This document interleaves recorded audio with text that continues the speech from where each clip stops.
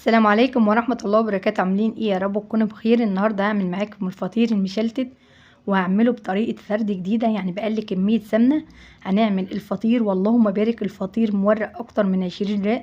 انا عايزاكي بس تتابعيني للاخر علشان هقولك على النهارده على خطوات مهمة جدا علشان الفطير ما ينشفش معاكي. ويا ريت بقى لو اول مرة تشرفيني يا ريت تدعميني باللايك واشتراك للقناة علشان يوصلك مني كل جديد. في الاول بقى بنسمي الله ونصلي على الرسول عليه افضل الصلاة والسلام. في الاول بقى انا خلت الدقيق وهعمل معاكم كيلو ونص دقيق.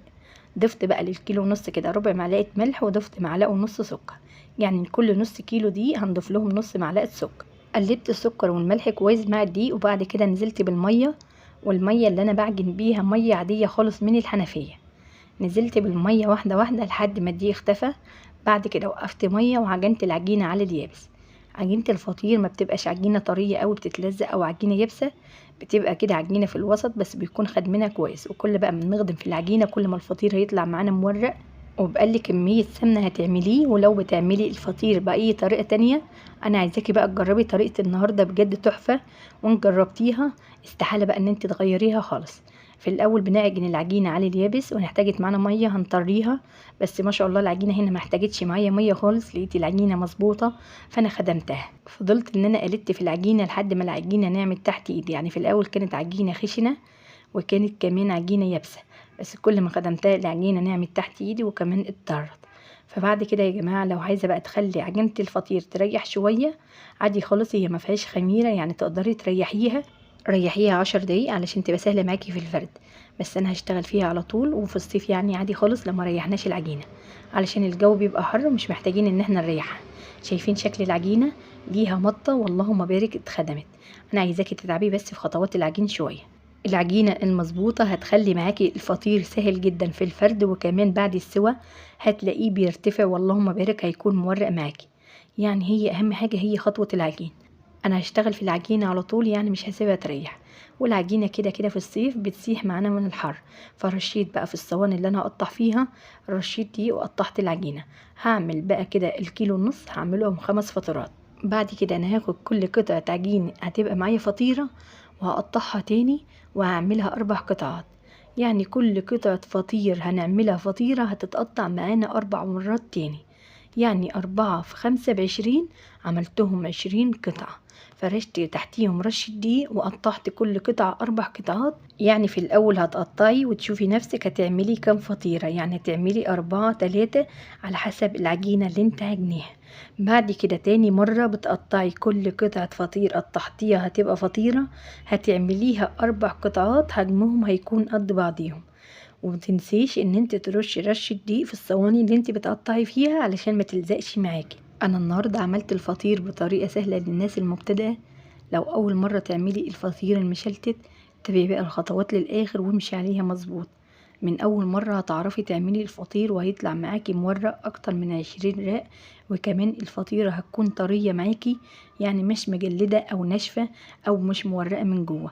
وكمان بقل كمية سمنة، لان احنا مش بنفرد بسمنة خالص يا جماعة، الفرد كله بيكون بدقيق. بعد كده بعد ما خلصت الكمية كلها وقطعتها انا غطيتها بكيس علشان ما تعملش معايا طبقة ناشفة. نيجي بقى الفرد العجينة سهلة جدا، بناخد من جوه لبره بنوسع العجينة بسرعة، يعني ما نعملش على الحروف ونخلي الحروف رقيقة والوسط يكون تخينة، لا وعلشان العجينة تفرد معاكي على طول بتجيبي من جوه لبره.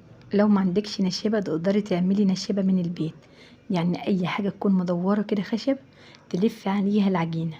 بعد كده هتاخدي بقى من جوه لبره وتوسعي مع رشة دقيق علشان ما تلزقش معاكي على النشابة. بتلاقي بقى إن العجينة اوسعت على طول، والعجينة في الصيف ما بيكونش ليها عرق جامد ولا حاجة، يعني كل ما الحر بيجي عليها كل ما العجينة بتفرد معانا بسرعة. الجنب بقى اللي بيكون لفينه على النشابة بنسيبه وبناخد جنب غيره لحد ما نلف على العجينة كلها. وبكده العجينة في الاخر هتكون سمكها شفاف، يعني وما فيهاش اي دقيق. بنبدأ بقى ان احنا نجيب السمنة واي نوع سمنة بتفضليها تعملي بيه، ان كانت بقى سمنة عادية او سمنة بلدي مع سمنة عادية او تخلطي سمنة على زيت. عايزاكي تخلي بالك انا ازاي بعمل الفطيرة جوه بعضيها علشان تبقى مورقة، واللهم بارك يعني توريق كتير اكتر من 20 رق. انا بتني الفطيرة بجيب الطرفين على بعض بعد ما بمسح سمنة بسيطة خالص. انا بطبقها كده 4 طبقات جوه بعضيهم، بس بين كل طبقة مسحة بسيطة خالص من السمنة علشان تفرق بين الطبقات. بعد كده بعمل القطعة التانية بنفس الطريقة. اللهم صل وسلم وبارك على سيدنا محمد وعلى آل سيدنا محمد. يا ريت بقى لو لسه بتشوفيني يا ريت تدعميني بلايك جميل منك.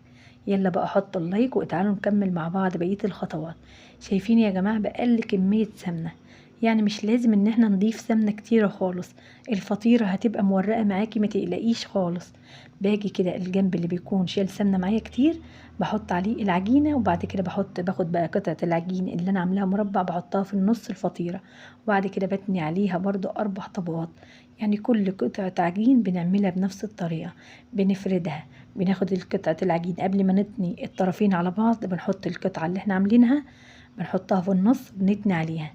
اهم حاجة الطبقات اللي احنا بندخلها جوه بعضيها يا جماعة، علشان ما ترجعيش تعمليها وتتلخبطي. يعني ممكن تتني فطيرة قبل ما تدخلي القطعة اللي انت ركناها جنبيكي، قبل ما تطبقيها وتتني الاطراف على بعضيها، بيكون العجينة اللي احنا تانيينها 4 طبقات وجنبينا في الطبق بنكون حاطينها في النص، وبكده الفطيرة هتطلع معاكي مورقة. شغلها سهل جدا للمبتدئين، يعني هيعملوا الحاجة وهتطلع النتيجة مضمونة.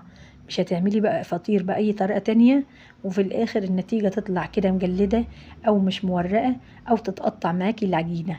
يبقى جربي طريقة النهاردة كأنك كده قاعدة تعملي شوية رقاق، بس اللهم بارك بأقل كمية سمنة هتعملي الفطير المشلتت وهيطلع معاكي مظبوط. الطريقة سهلة جدا ومفيش أسهل من كده بصراحة. بعد كده بنحطها بقى في الصينية وبنمسح وشها بسمنة وبنغطيها نص ساعة. بسيب بقى العجينة تريح نص ساعة. نيجي بقى لفرد العجينة، وهو أهم حاجة لما تيجي تفردي الفطيرة بتجيبي من الوسط الأول لبره من جوه لبره، توسعي العجينة من جوه لبره علشان الوسط يكون معاكي زي سمكه من بره. ما تفرديش من الحروف علشان ما ترقش معاكي وبعد السوا تنشف، وكمان هتلاقيها ما بترتفعش. ادي بقى سمك الفطيرة بعد ما فردناها، سمكها كده مش تخين قوي ولا ريق قوي. اللهم بارك الفطير كله ارتفع وكان تحفة بعد السوا. بعد كده بنمسح بقى وشه بالسمنة مش بالزيت عشان الزيت هينشف معاكي الفطير. بقوم بقى اشغل الفرن يسخن قبليها ب10 دقايق. لازم الفرن يكون ساخن جامد قبل ما تدخلي الفطير علشان ما يطولش معاكي في التسوية وتلاقيه نشف. دي نقطة مهمة جدا ولازم تجربيها. هتدخليه على فرن ساخن، اول ما هتدخلي بقى الصينية هتلاقي الفطيرة ارتفعت ونفخت معاكي زي البالون. اللهم بارك، اول ما دخلت الفطير لقيته ارتفع وسواه كان حلو جدا ما خدش وقت خالص. بخلي النار عالية، اول بقى ما يدي اللون الذهبي بحاول ان انا اهدي النار شوية علشان ما يتحرقش. لو هتعمليه في فرن البوتاجاز هتمشي على نفس الخطوات. ولو الفطير بيطلع بقى معاكي ناشف يعني بيبقى من السخونة. لو عايزاه يبقى معاكي طري مفيهوش اي قرمشة، اول ما بيخرج معاكي من الفرن على طول غطيه بكيسة ومن فوق الكيس فوطة او ترشيه رشة مية. اللهم بارك هيبقى معاكي طري. ادي بقى شكل الفطير من غير مية ومن غير ما اغطيه خالص. اللهم بارك طري جدا علشان العجينة كانت مظبوطة، وكمان الفطيرة مورقة. واللهم بارك بأقل كمية سمنة. انا عملت 5 فطيرات، يعني الفطيرة خفيفة زي اللي احنا بنشتريها من بره ما فيهاش سمنة خالص. ادي التوريق يا جماعة من جوه، بجد حاجة كده تحفة. بتمنى بجد ان يكون شرحي بسيط، واتمنى بقى ان انت تعملي بلايك واشتراك للقناة. استناني فيديو جديد. السلام عليكم ورحمة الله.